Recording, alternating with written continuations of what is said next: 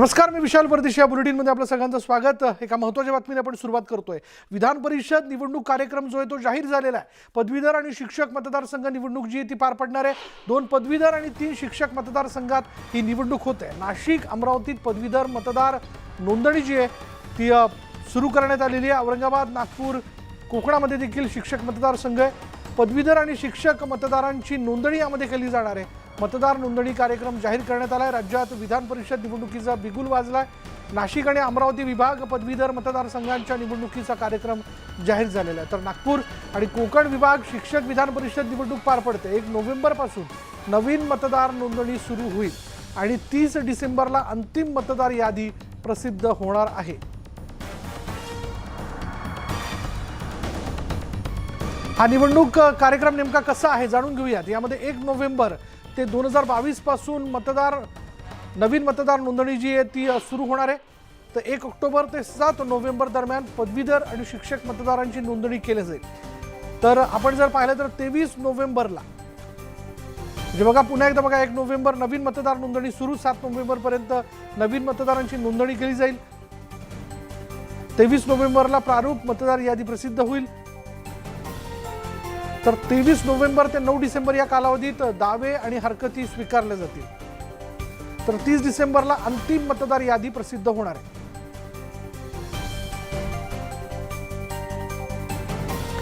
बोलूयात आमचे मुंबईचे प्रतिनिधी तुषार रुपनवर आपल्या बरोबर आहे. तुषार, काय तपशील याबद्दल?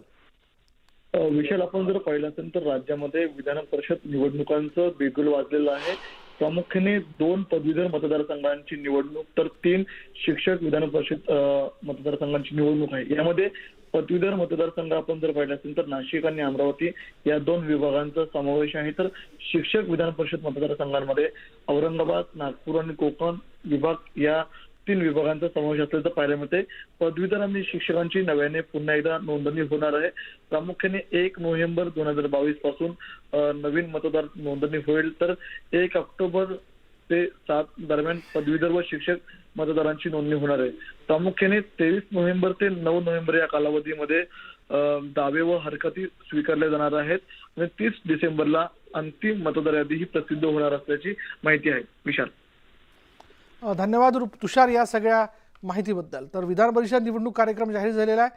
2 पदवीधर आणि त्याचबरोबर 3 शिक्षक मतदारसंघात ही निवडणूक जी आहे ती पार पडणार आहे.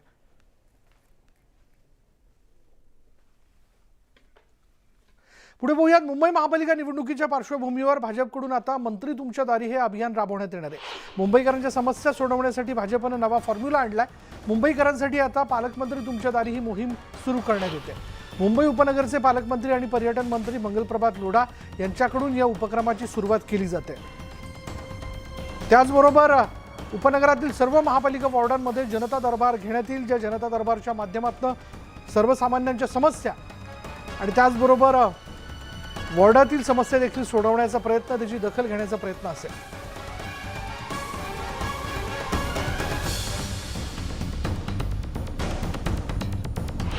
जनतेसाठी चांगलं काय असेल तर आम्ही त्यांच्या ते जसे सगळ्यांच्या मांजरं आडवी जातात तशी आडवी जाणार नाही.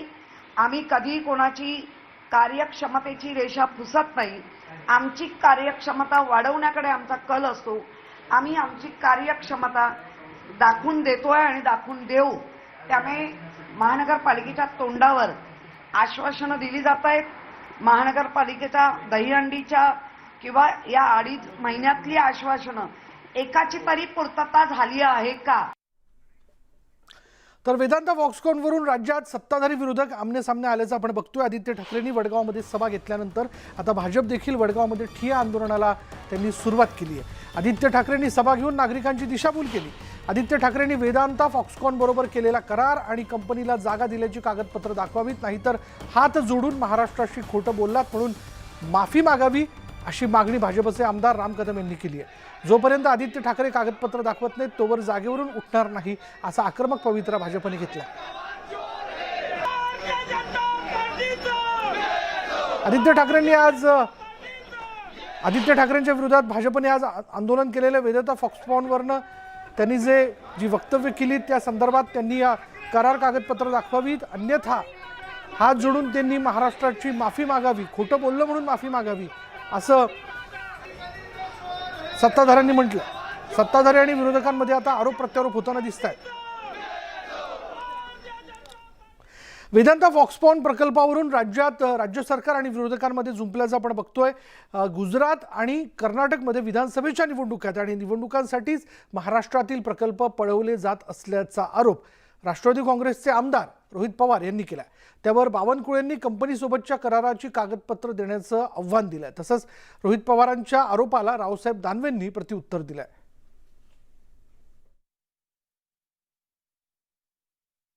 बरेच इंडस्ट्री ह्या गुजरातल्या त्या ठिकाणी चाललेल्या आहेत, काही कर्नाटकाला चाललेल्या आहेत. योगायोग फक्त असा आहे की डिसेंबर महिन्यामध्ये गुजरातचं इलेक्शन आहे आणि मार्च महिन्यामध्ये कर्नाटकाचं इलेक्शन आहे आणि त्याच्यानंतर महाराष्ट्राचं इलेक्शन आहे. मग ह्या सगळ्या गोष्टी लोकांच्या हितासाठी चालल्यात का राजकारणासाठी? पण राजकारण पण महाराष्ट्राच्या हिताचं राजकारण आहे का दुसऱ्या राज्याच्या हिताचं, हे या सगळ्या गोष्टी समजून घ्यायला हवेत. आदित्य ठाकरे हे लोकात जाऊन काय खरं घडलं हे सांगण्याचा प्रयत्न त्या ठिकाणी ते करत आहेत. वेदांता प्रकल्प जर महाविकास आघाडी सरकारने आणला होता तर कोणत्या दिवशी त्यांनी एमओयू साईन केला, त्याचा एमओयूचा कागद आणि कुठल्या गावात त्यांनी जागा दिली होती वेदांताला, त्या जागेचा कुठला हेक्टर किती जागा आहे तर शासनादेश निघतो. तो आदेश म्हणजे जर वर्ध्यात प्रकल्प यायचा असेल तर शासन आदेश काढावा लागतो. एवढा हेक्टर जमीन, एवढे सर्वे नंबर, हे दोन कागद जर महाविकास आघाडी सरकारच्या कोणत्याही नेत्याने, उद्धवजी असेल, अजित पवार असेल किंवा नाना पटोले असेल, कोणत्याही नेत्याने दोन कागद आणून दाखवा, एमओयूची कॉपी आणि जमीन दिल्याची कॉपी. हे दोन कॉपी आणले तर महाराष्ट्राचं नवीन सरकार त्या ठिकाणी दोषी आहे. आणि हे जर दोन पत्र नसेल, दोन कॉपी नसेल तर हे खोटारडेपणा आहे. खोटं बोला पण रेटून बोला. सत्ता गेल्यामुळं बावचडले आहेत. असा मुख्यमंत्री आपल्या राज्याला लागला. आपलं राज्यातले उद्योग बाहेर जायला लागले आणि नवीन उद्योग येणं बंद झाले. आता जे उद्योग बाहेर गेला हे जे बोंबात आहेत ना, ते याचे कारस्थान आहेत. या मागच्या काँग्रेसचं पाप आहे, राष्ट्रवादी काँग्रेसचं आणि शिवसेनेचं पाप हे बाहेर. आता बातमी आहे महाविकास आघाडी सरकारने राज्यभरात सुरू केलेल्या शिवभोजन थाळीबद्दलची. महाविकास आघाडी सरकारच्या काळात सुरू करण्यात आलेल्या शिवभोजन थाळीचा आता अन्न आणि नागरी पुरवठा मंत्री रवींद्र चव्हाण आढावा घेणार आहेत. शिवभोजन थाळी सुरू ठेवायची की नाही याचा आढावा घेतला जाईल. महाविकास आघाडी सरकारच्या काळात ही योजना सुरू करण्यात आली होती. सध्या राज्यात 1,80,000 शिवभोजन थाळ्यांसाठी परवानगी आहे.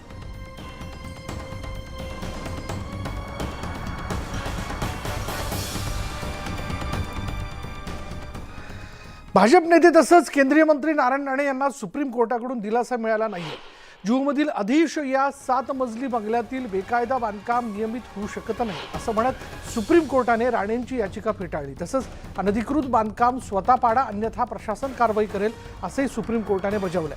बंगल्यातलं अनधिकृत बांधकाम पाडण्यास सुप्रीम कोर्टाने 3 महिन्यांचा अवधी दिलाय. नारायण राणे यांच्या बंगल्यात अनधिकृत बांधकाम झालं असल्याची तक्रार मुंबई महापालिकेला प्राप्त झाली होती आणि त्यानंतर महापालिकेने नारायण राणे यांच्या बंगल्याची तपासणी करत बांधकाम तोडण्याची नोटीस बजावली होती. त्यावरून राणे यांनी कोर्टात धाव घेतली होती.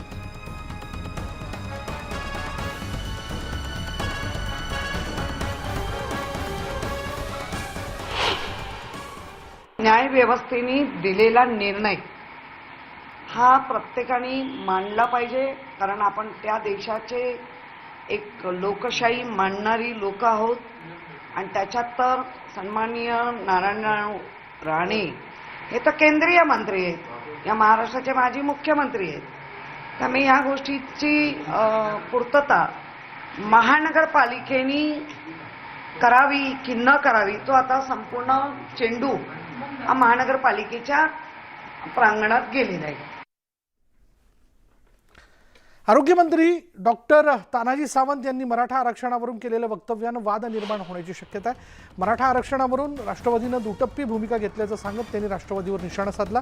आरक्षण जाऊन 2 वर्ष झाली तेव्हा गप्प राहिले, मात्र आता सत्तांतर होताच आरक्षणाची चर्चा का असं वादग्रस्त वक्तव्य तानाजी सावंत यांनी केलं. 2019 साली ज्यावेळेस तुम्ही लोकांचा विश्वासघात करून सत्तेत आलात त्यावेळेस पुढच्या 6 महिन्यात आरक्षण गेल्याचा आरोपही त्यांनी केला. ज्यावेळेस 2019ला तुम्ही लोकांचा विश्वासघात करून सत्तेत आला त्यावेळेस पुढच्या 6 महिन्यातच आमचं आरक्षण दिलं. म्हणजे आम्ही मराठी इतके मूर्ख, इतके वेगळे, आम्हाला काहीच कळत नाही. आणि मग माझ्यातला एकही मराठा बोलला नाही, गप्प नो आंदोलन नथिंग सगळं शांत. आणि जसं आम्ही सत्तांतर केलं 2-2.5 महिने झाले, लगेच सोशल मीडिया मराठा आरक्षण मिळालं पाहिजे, तो मिळालंच पाहिजे. बघा यांचं डोकं कसं चालतं. त्यांनी लगेच टीमवर सोडली, आम्हाला ओबीसी मधनं आरक्षण पाहिजे. अजून 2 महिन्यात वेगळी टीम निघाल, मग आम्हाला एसटी मधनं आरक्षण पाहिजे, आम्हाला ह्याच्यातलं पाहिजे. अरे हे कोण आहे, ह्याच्या मागचा कर्तेकरीचा कोण आहे हे तुम्हाला आम्हाला माहित असणं गरजेचं आहे. आणि हे सगळ्याला माहित आहे, फक्त कोणी बोलत नाही. 2 वर्ष आरक्षण गेल्यानंतर तुम्ही करतो आणि आता सत्तांतर झालं की तुम्हाला आरक्षणाची खास सुटली लगेच आम्हाला पाहिजे.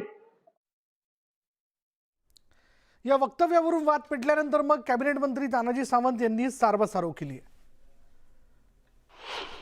आणि बोलण्याच्या वगैरे आपण बोलून जातो, पण त्याचा अर्थ माझ्या मराठा समाजाच्या भावना कुठेतरी दुखवाव्या, त्याच्यावरती कुठेतरी राजकीय ताशेर मारावे, ह्या पटडीतला मी मुळीच नाही. तुम्ही सगळ्यांनी आतापर्यंत बघितलेलं आहे. आणि मग माझ्या बोलण्यानं किंवा माझ्या वक्तव्यानं माझ्या समाजाच्या भावना जर दुखवल्या असतील तर अगदी पाळण्यातल्या मुलापासून ते माझ्या आजोबा पंजोबापर्यंतच्या सगळ्यांची मी जाहीर माफी मागतोय. जम्मू काश्मीरचे माजी मुख्यमंत्री गुलाम नबी आझाद यांनी नव्या पक्षाची घोषणा केली. त्यांच्या पक्षाचं नाव डेमोक्रेटिक आझाद पार्टी असं असणार आहे. आझाद यांनी गेल्या महिन्यात काँग्रेसला रामराम करत बाहेर पडण्याचा निर्णय घेतला होता. त्यानंतर आज त्यांनी नव्या पक्षासह नावाची घोषणा केली आहे.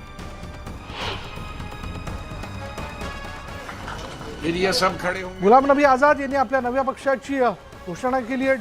डेमोक्रेटिक आझाद पार्टी, आझाद पक्ष असं त्याचं नाव असणार आहे आणि त्याचा ध्वज देखील त्यांनी पुढे आणला. जम्मू काश्मीरमध्ये गुलाम नबींचा हा नवा पक्ष असणार आहे.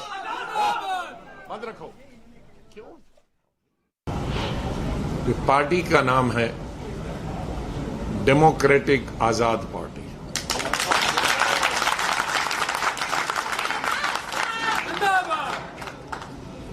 आजाद का ये मत समझिए गुलाम नबी आजाद, डेमोक्रेसी डेमोक्रेटिक के लिए है कि पूरी स्वतंत्र होगी, जिसका मैंने उल्लेख पहले ही किया कि अपनी सोच होगी, किसी भी पार्टी से, किसी भी लीडर से, किसी भी ग्रुप से प्रभावित नहीं होगी, अपनी सोच होगी और आजाद रहेगी.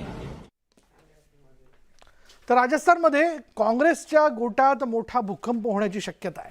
इथला सत्ता संघर्ष शिगेला पोहोचलाय. अशोक गेहलोत काँग्रेस अध्यक्ष होण्याच्या तयारीत असताना सचिन पायलट मुख्यमंत्री होण्याची शक्यता आहे. अशोक गेहलोत यांच्या समर्थक आमदारांचा मात्र याला विरोध असून काही आमदारांनी राजीनामा दिल्याची माहिती. राजस्थानमधील राजकीय स्थितीवर तोडगा काढण्यासाठी सोनिया गांधी यांनी मल्लिकार्जुन खरगे आणि अजय माकन यांना पाठवलं असून सविस्तर अहवाल दिला जाणार आहे.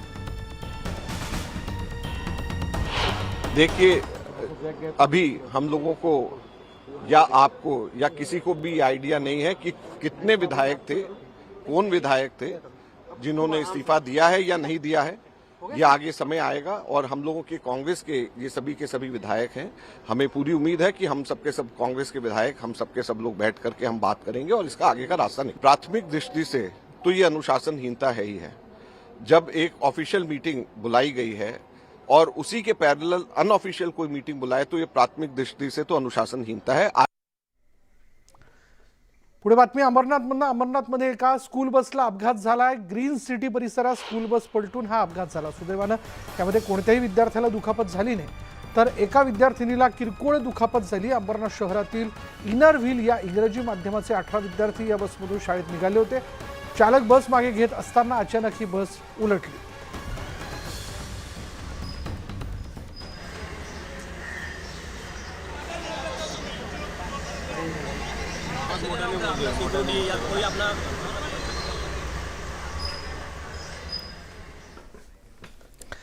नवी मुंबईतील वाशी टोल नाक्यावर एका डंपरने 10 ते 12 वाहनांना धडक दिली. डंपरचे ब्रेक अचानक निकामी झाल्यामुळे चालकाचं वाहनावरील नियंत्रण सुटलं आणि हा अपघात घडल्याचा प्राथमिक अंदाज आहे.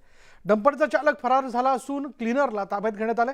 चालकाविरोधात गुन्हा दाखल केला असून त्याचा शोध सुरू आहे. अपघाताची ही संपूर्ण घटना सीसीटीव्हीत कैद झाली आहे आणि या अपघातात 2 जण जखमी झालेत.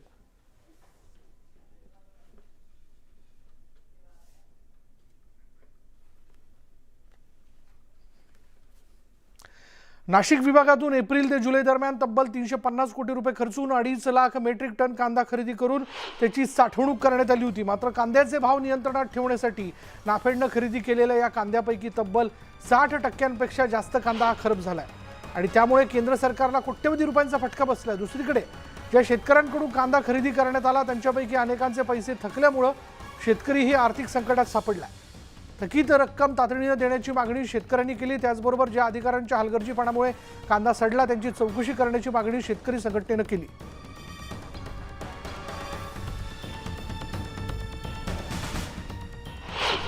नाफेडने शेतकऱ्यांचा कांदा खरेदी केला. कांदा खरेदी करताना त्यांनी अत्यंत अल्प दरामध्ये कांदा खरेदी केला आणि हा कांदा खरेदी करून अद्यापपर्यंत 2 ते 2.5 महिने होऊन गेले, परंतु शेतकऱ्यांना त्याचा मोबदला अजूनपर्यंत दिलेला नाही. नाफेडच्या ऑफिसकडे तक्रार केली असता ते म्हणता की अद्यापर्यंत आम्हाला केंद्राकडून पैसाच आलेला नाही. जर केंद्राकडून पैसा आलेला नाही तर मग शेतकऱ्यांना कधी देणार? हजारो शेतकऱ्यांचा कोट्यवधी रुपये या नाशिक विभागामधील बाकी आहेत. 78 क्विंटल कांदे विकले होते 1550 रुपये भावाने. तर आजपर्यंत आमचे पैसे आलेले नाही. 2 महिन्यापासून आम्ही कांदे दिलेले, तर आजपर्यंत आमचं पेमेंट नाही आलं. तर शासन आमची अशी विनंती आहे की आमचं पेमेंट लवकरात लवकर मिळण्यात यावं. केंद्र सरकारने बाजार स्थिरीकरण योजनेअंतर्गत नाफेडने 350 कोटी रुपये खर्च करून जो कांदा खरेदी केला होता तो कांदा आता 7-8 महिने झाल्यामुळे मोठ्या प्रमाणात खराब होतो आहे. 50% जास्त कांदा हा खराब झालेला आहे. पुढे बघत अमरावती जिल्हा स्त्री रुग्णालयाच्या SNCU विभागातील व्हेंटिलेटरला आग लागली आणि काल शॉर्ट सर्किटमुळे ही आग लागल्यानं खळबळ उडाली होती. या दुर्घटनेत एका लहान शिशूचा मृत्यू झाला आहे, तर व्हेंटिलेटरवर असलेल्या आणखी एका नवजात बालकाची प्रकृती गंभीर आहे. आग लागल्यानंतर व्हेंटिलेटरवरील नवजाताला दुसरीकडे शिफ्ट करताना ऑक्सिजन आणि व्हेंटिलेटर व्यवस्थित न मिळाल्यानं शिशूचा मृत्यू झाल्याचा आरोप करण्यात येतोय. मात्र बाळाच्या मृत्यूशी आगीचा काही एक संबंध नसल्याचा दावा जिल्हा शल्यचिकित्सक डॉक्टर दिलीप सौंदडे यांनी केला.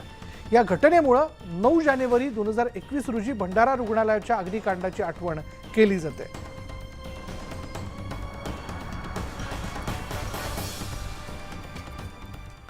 आता पुढली बातमी अशी आहे की वर्गात गायलेल्या चंद्रा गाण्यातून व्हायरल झालेला आणि 6वी शिकत असलेला जयेश खरेचा व्हिडिओ तुम्ही पाहिला असेलच. या जयेशला सर्वात आधी न्यूज 18 लोकमतनं महाराष्ट्रासमोर आणला आणि त्याची दखल आता थेट अजय अतुल जोडीनं घेतली आहे. फक्त दखलच घेतली नाही तर त्याला गाण्याची संधी दिली. मूळच्या अहमदनगरचा जयेश आता स्टुडिओत अजय अतुल यांच्यासारख्या दिग्गजांबरोबर गाणं गाताना दिसतोय.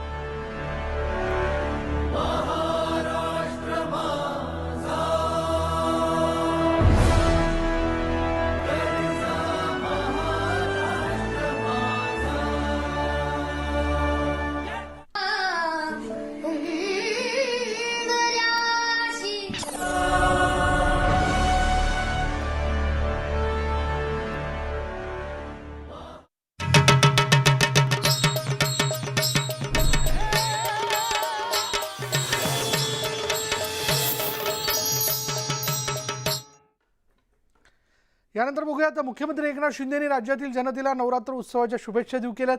आजपासून 5 ऑक्टोबरपर्यंत माता सुरक्षित तर घर सुरक्षित हे विशेष अभियान यशस्वी करण्याचं आवाहन मुख्यमंत्र्यांनी केलेलं आहे.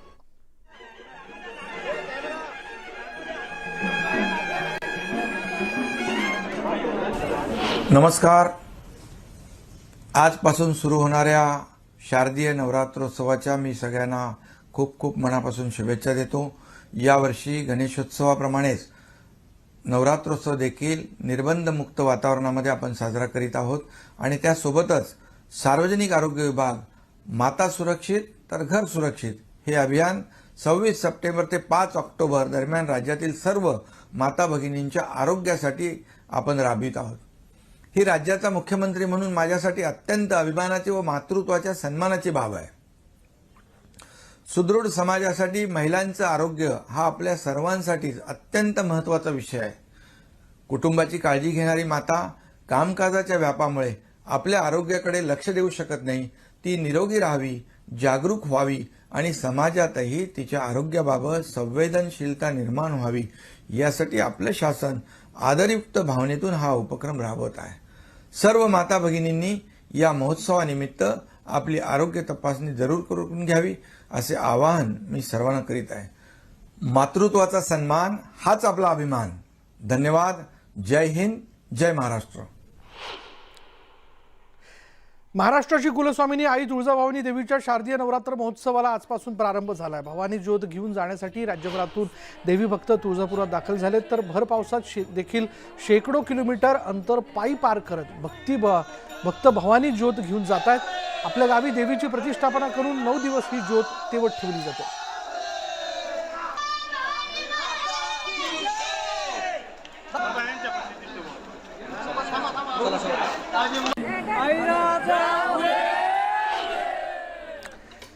उत्तर महाराष्ट्रच नव्हे तर संपूर्ण राज्याची कुलदैवत मानली जाणारी, कुलदेवी मानली जाणारी रेणुकामाता मंदिरातही नवरात्र उत्सवाचा उत्साह पाहायला मिळतोय.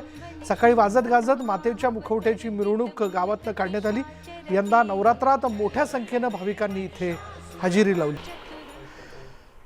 आणि यानंतर या बुलेटिनमध्ये इथेच थांबणार आहोत. पहा फक्त न्यूज 18 लोकमत.